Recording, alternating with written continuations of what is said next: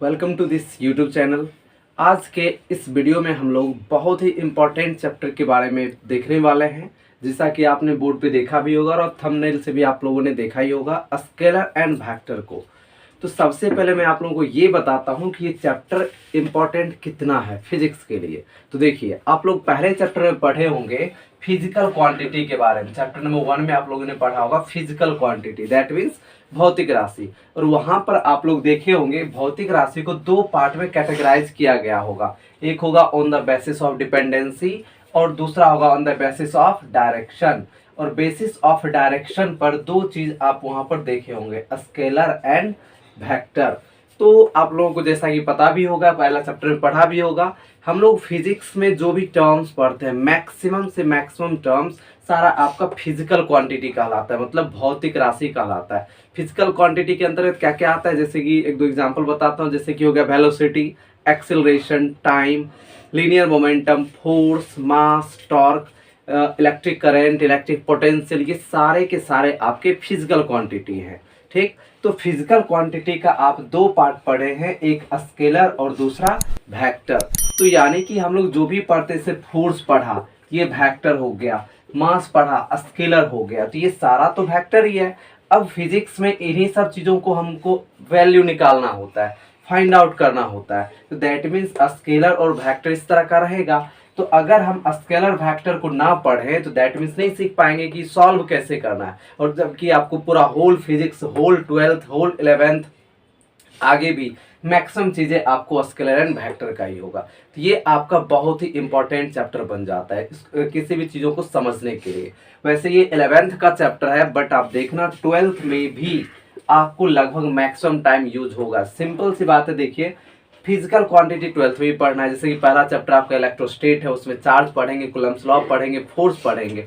तो फोर्स आ गया, फोर्स क्या है, वेक्टर। तो उसको सॉल्व कैसे करेंगे, तो उसके लिए हमें ये चैप्टर का पढ़ना बहुत ही ज़्यादा जरूरी है।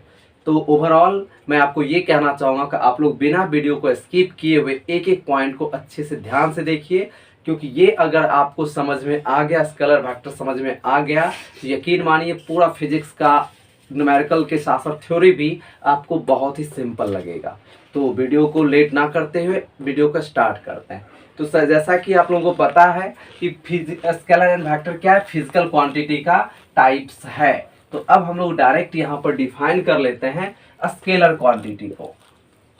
स्केलर क्वांटिटी, मैं यहाँ पर वीडियो को स्केलर क्वांटिटी मैं यहाँ पर कंप्लीट डिफिनेशन लिख देता हूँ। आप लोग वीडियो को पॉस्ट करके पूरा डिफिनेशन नोट कर लीजिएगा, क्योंकि आपके लिखने के लिए अगर तब तक मैं वीडियो को कंटिन्यू करता रहा तो अगर आप वो वेट करते हैं तो फिर दिक्कत हो जाएगी। मैं यहाँ पर लिख कर आप स्क्रीनशॉट ले लेना, फिर मैं वीडियो इसको मैं मिटा दूंगा। आइए, स्केलर क्वांटिटी है तो इसमें लिखेंगे द फिजिकल क्वांटिटी।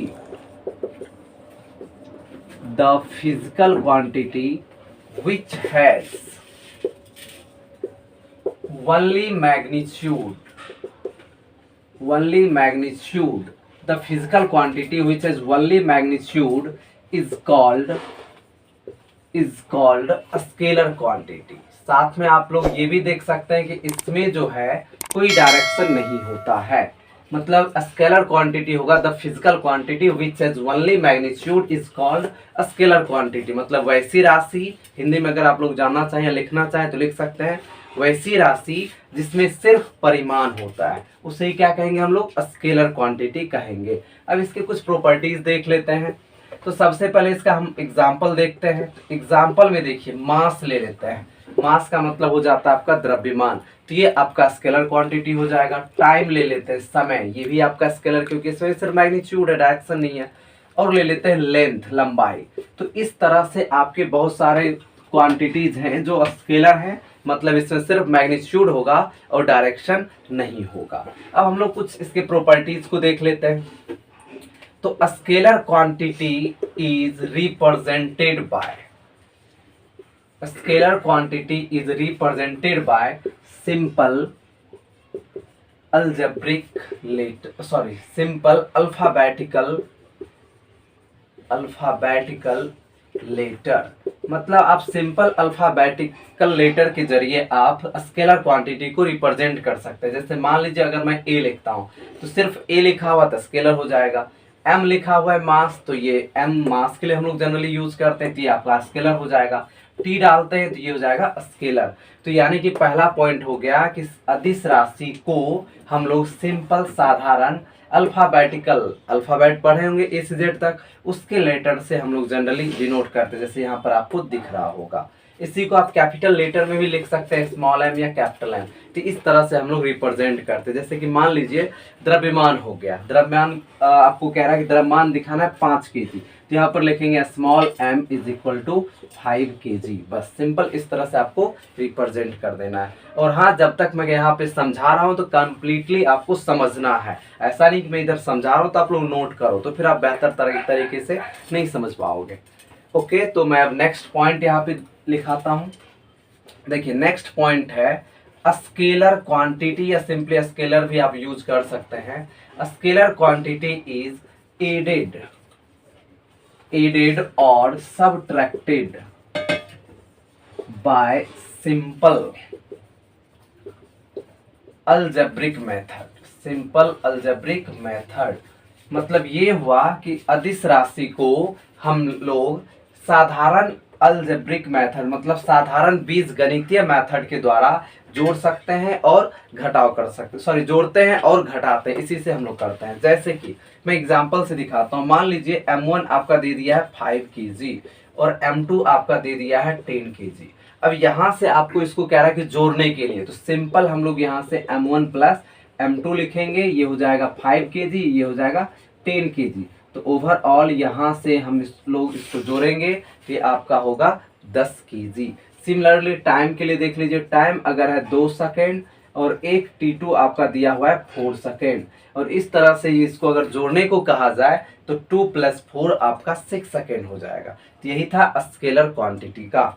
अब हम लोग चलेंगे नेक्स्ट वेक्टर में, बिकॉज स्केलर में आपके लिए इतना ही काफ़ी है। साथ में आप ये भी लिख सकते हो इट हैज़, थर्ड पॉइंट में आप नोट कर लेना। और हाँ, आप फिलहाल इसका स्क्रीनशॉट ले लो, बाद में इसको आप कॉपी पे नोट कर लेना, मैं इसको मिटा के फिर आगे चलूंगा।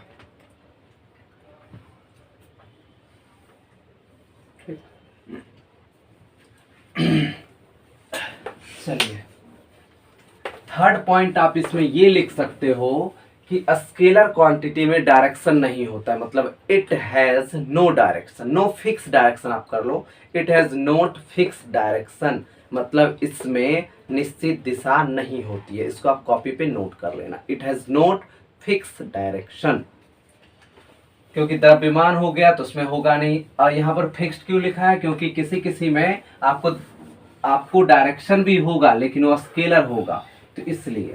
तो इट हैज़ नो डायरेक्शन या नो फिक्स डायरेक्शन, ये भी आपको लिखा हुआ मिलेगा। ओके, चलते हैं आगे। अब हम लोग आते हैं वेक्टर क्वांटिटी। देखिए वेक्टर क्वांटिटी क्या है। वेक्टर क्वांटिटी इसमें कहेंगे the physical quantity, the physical quantity which has magnitude, direction and follow the law of vector addition। मतलब इसको आप हिंदी में लिखना चाहें तो लिख सकते हैं, वैसी भौतिक राशि जिसमें परिमाण हो, दिशा हो तथा सदिश के योग नियम का अनुपालन करता हो, उसे ही हम लोग क्या कहेंगे, वेक्टर क्वांटिटी। तो ओवरऑल आप यहाँ पर देखिए इसमें 3 चीज आया, एक तो मैग्नीट्यूड आया, दूसरा डायरेक्शन आया और तीसरा follow the law of vector addition. किसी भी क्वांटिटी को वेक्टर क्वांटिटी होने के लिए आपको ये तीनों चीजें रिक्वायर्ड होती है। अब मैं एग्जांपल देता हूं। सपोज दैट आप फोर्स को इमेजिन कीजिए, फोर्स बल, जैसे कि यहाँ पर ये बोर्ड है, अब यहाँ से मैं धक्का दे रहा हूँ। सपोज दैट यहाँ से धक्का दे रहा हूँ तो मैग्नीट्यूड तो होगा ही क्योंकि फोर्स है। अब डायरेक्शन देखिए, यहाँ से फिक्स अगर मैं इस तरह से लगाता हूँ, मतलब ये परपेंडिकुलर, सामने अगर दीवार है और इस तरह से मैं लगाता हूँ, दैट मीन्स मेरा डायरेक्शन ये होगा। तो फोर्स का आपका डायरेक्शन भी होता है, मैग्नीट्यूड भी होता है, और वेक्टर एडिशन को फॉलो करता है। अब आप सोच रहे होंगे कि वेक्टर एडिशन क्या होता है, तो ये आगे मैं आपको बताऊंगा। तो सबसे हो गया, मतलब मैग्नीट्यूड, डायरेक्शन और वेक्टर एडिशन के लॉ को फॉलो करना चाहिए। फोर्स हो गया, उसके बाद आप ले सकते हैं लीनियर मोमेंटम, रैखिक संवेग जो बोलते हैं हिंदी में, तो ये भी आपका हो जाता है वेक्टर क्वांटिटी। आगे आप और भी ढेर सारा देखेंगे, बहुत सारे वेक्टर क्वांटिटीज में आएगा, जैसे कि वेलोसिटी भी ले सकते हैं, वेलोसिटी हो गया, लीनियर मोमेंटम, फोर्स, और भी बहुत सारा टर्म्स आएगा, आगे हम लोग देखेंगे बारी बारी। और वैसे भी आप लोग बहुत सारे टर्म्स को 11th पहले चैप्टर में आप लोगों ने देखा है, तो आई होप यहाँ तक आप लोगों को क्लियर होगा। चलते हैं अब हम लोग अगले टॉपिक पे। नेक्स्ट टॉपिक यहाँ से ये हो जाएगा geometrical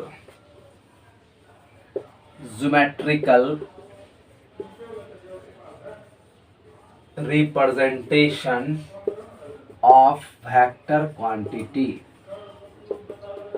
geometrical representation of vector quantity मतलब इसका हिंदी हो गया सदिश राशि का ज्यामितीय रिप्रेजेंटेशन, मतलब ज्यामितीय निरूपण आप बोल सकते हैं, सदिश राशि का ज्यामितीय निरूपण।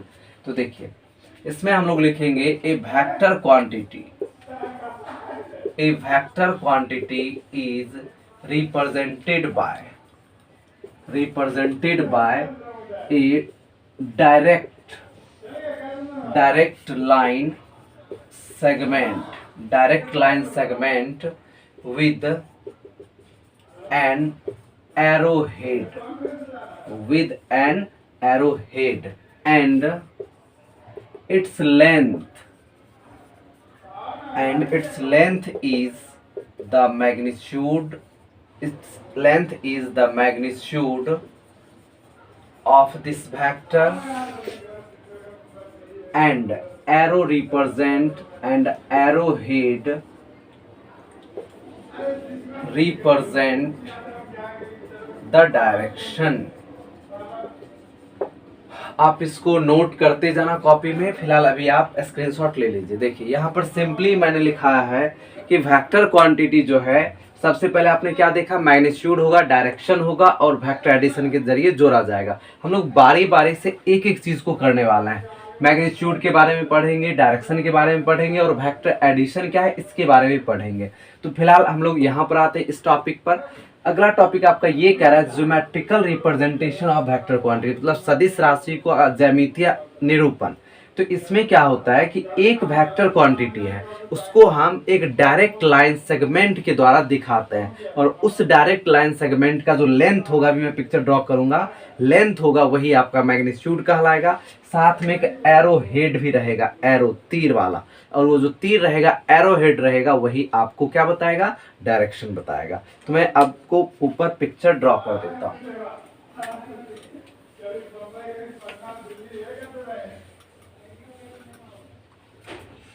तो जैसा ये दिख रहा होगा, ये जो है ये एरो हेड कहलाता है, और ये डायरेक्ट लाइन सेगमेंट है। डायरेक्ट लाइन सेगमेंट का मतलब होता है सीधी रेखाखंड। मैं हिंदी में इसको रिपीट कर देता हूँ, आप चाहो तो लिख लेना। इसमें आप लिखोगे कि किसी सदिश राशि को एक सीधी रेखाखंड के द्वारा प्रदर्शित किया जाता है, जिसमें उस रेखाखंड की जो लंबाई होती है वह सदिश का परिमाण कहलाता है, और उस रेखाखंड में एक एरो हेड भी दिया जाता है, और वह एरो हेड आपको दिशा बताता है। जैसा कि आप देखिए ये जो लेंथ है यही आपका कहलाएगा मैग्नीट्यूड, परिमाण जिसको हिंदी में कहते हैं, और ये जो एरो है ये आपका डायरेक्शन बताएगा कि सदिश की दिशा किधर होगी। तो आई होप ये क्लियर हो गया होगा। तो आप इसका जल्दी से स्क्रीनशॉट ले लेना।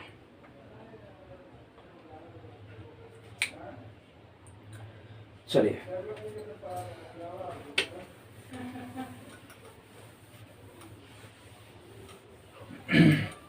मैं इस वीडियो के माध्यम से और भी बहुत सारे टॉपिक्स को कराने वाला हूं। आप कंप्लीटली इससे बने रहना, एक एक वीडियो को देखना। आपका वेक्टर का एक भी पॉइंट, एक भी टॉपिक मिस नहीं करेगा।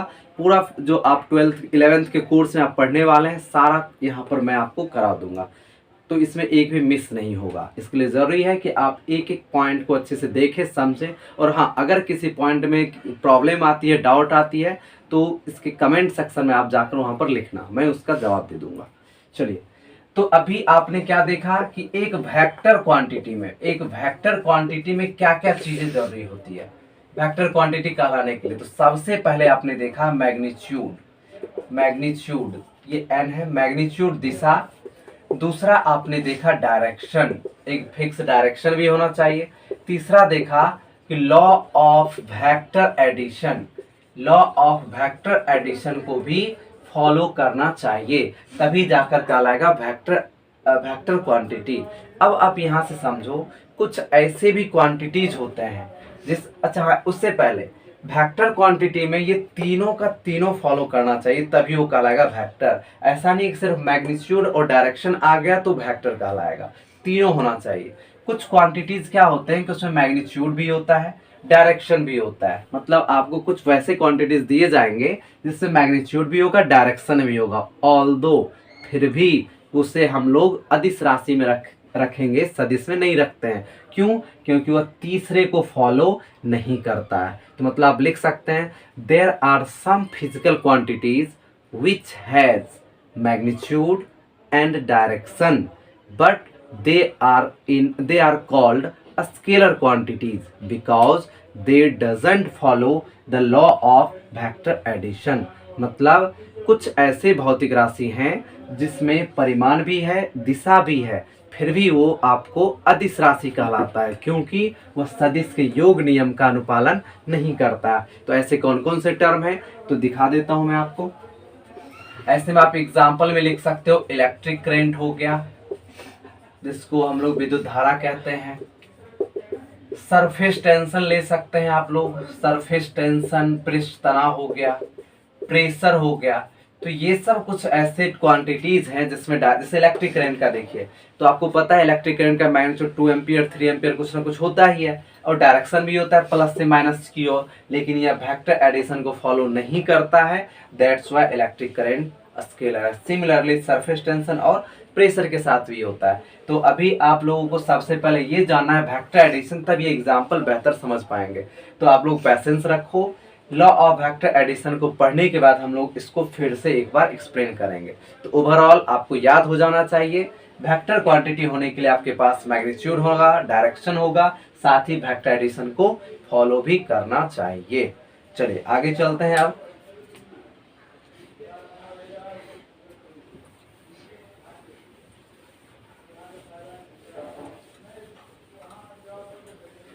देखिए, अब हम लोग यहाँ से देखेंगे कि वेक्टर क्वांटिटी को रिप्रेजेंट कैसे करना है। कि जैसे मतलब आप टॉपिक लिख सकते हैं, रिप्रेजेंटेशन ऑफ वेक्टर क्वांटिटी, मतलब सदिश राशियों को, सदिश राशि का निरूपण। तो देखिए, सदिश राशि आप बुक में देखे होंगे, सदिश राशि को कई तरह से डिनोट किया जाता है।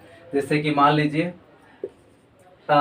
कहीं कहीं आप ये भी रहेगा कि बाय बोल्ड लेटर, मतलब आप यहाँ से ऐसे समझो, स्केलर को किससे दिखाए थे? ए से। तो यह था ए, जो लिखा हुआ था स्केलर था।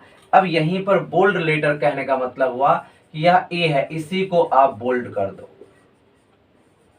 ये बोल्ड, थिक मतलब मोटा, ये हो गया ए, तो ये कहला जाएगा वेक्टर। अगर ये बी लिखा हुआ है, इसको थिक कर देंगे तो ये मोटा हो जाएगा, थिक हो जाएगा, तो ये कहलाएगा आपका vector. By direct writing vector, मतलब वेक्टर लिखकर, जैसे कि मैं यहाँ पर लिख दूंगा वेक्टर ए, तो ये कहला जाएगा वेक्टर ए। यहाँ पर लिख दूंगा वेक्टर बी, तो ये कहला जाएगा वेक्टर बी। तो ये सब थोड़ा ओल्ड हो गया है, मॉडर्न में आपको सीधा करना है। यहाँ पर लिख भी देता हूँ, vector quantity is represented by writing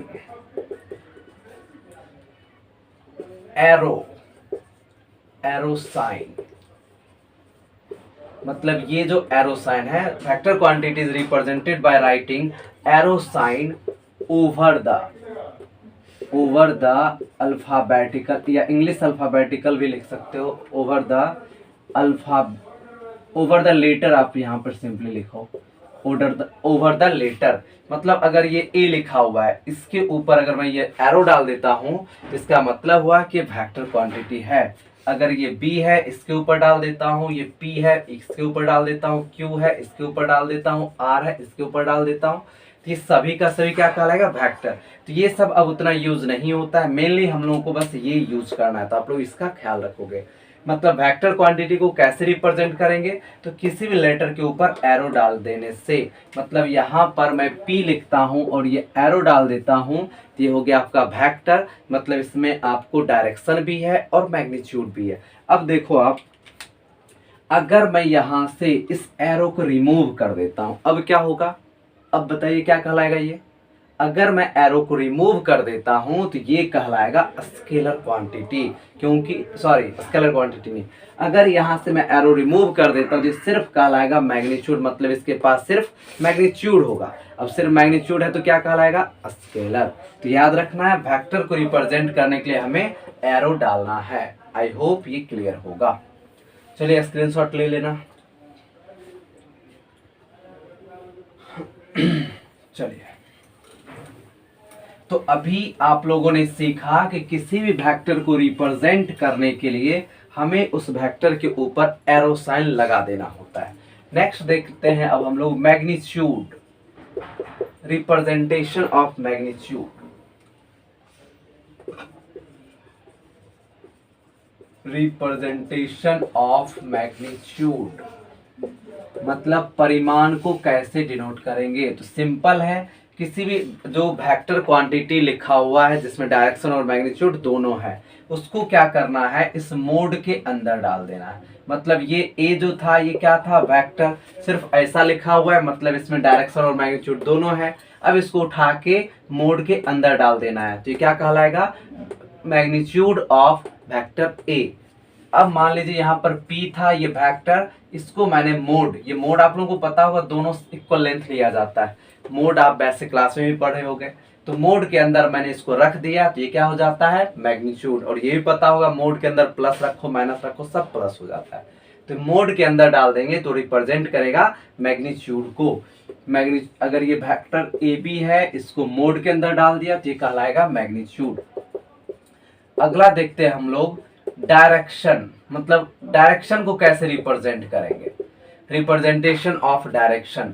तो याद रखना है, डायरेक्शन को रिप्रेजेंट करने के लिए किसी भी लेटर के ऊपर ये एरो कैप देना है, सॉरी ये कैप डाल देना है। मतलब सिंपल है, अगर यह ए था लेटर, आप ध्यान से देखो यहाँ पर ये ए लेटर है, उसके ऊपर क्या करना है, कैप डाल देना है। मतलब ये आपका बताएगा दिशा, डायरेक्शन जो है इसके द्वारा बताया जाएगा।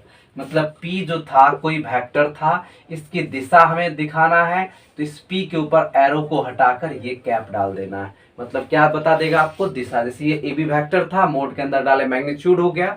अब इस ए बी को मैं यहाँ पर कैप डाल देता हूँ। मतलब ये हुआ कि अब ये ए बी कैप अगर कहीं पर आपको लगा हुआ दिख जाए, इसका मतलब है को क्या बता रहा है, आपको डायरेक्शन बता रहा है। अब देखिए यहां से वेक्टर क्वांटिटी, वेक्टर क्वांटिटी, तो वेक्टर क्वांटिटी बराबर क्या होता है, मैग्नीट्यूड, मैग्नीट्यूड इनटू डायरेक्शन। क्योंकि वेक्टर में दोनों चीजें होती है, मैग्नीट्यूड और डायरेक्शन। तो वेक्टर को कैसे रिप्रेजेंट करेंगे, अभी जस्ट मैंने बताया था कि अगर ये वेक्टर है तो इसके ऊपर एरो साइन देंगे। एरो साइन दे दिए, वेक्टर रिप्रेजेंट किया। मैग्नीट्यूड को बताओ कैसे करेंगे, तो मोड के अंदर डालेंगे तो आ जाएगा मैग्नीट्यूड। तो इसमें मोड के अंदर रख दो ए को। क्लियर। अब हमें दिखाना डायरेक्शन को। तो डायरेक्शन को कैसे दिखाएंगे, तो यही जो वेक्टर था इसके ऊपर कैप डाल देंगे, जो अभी तक ऊपर लिखा हुआ भी है। मतलब वेक्टर ऑफ ए बराबर हम लोग लिखेंगे mode of A into A cap. आगे चलकर इसी को हम लोग कहेंगे यूनिट वेक्टर, तो आगे होगा। तो अभी फिलहाल याद रखना है, वेक्टर ए बराबर mod of A into cap of A हो जाएगा। और ये क्या कहलाएगा, डायरेक्शन। किसका डायरेक्शन, तो इस वेक्टर का। तो इसको स्क्रीनशॉट लेकर कॉपी में नोट कर लो, या फिर आप वीडियो को पॉज कर दो, फिर इसको आप नोट कर लो, फिर प्ले करना। चलिए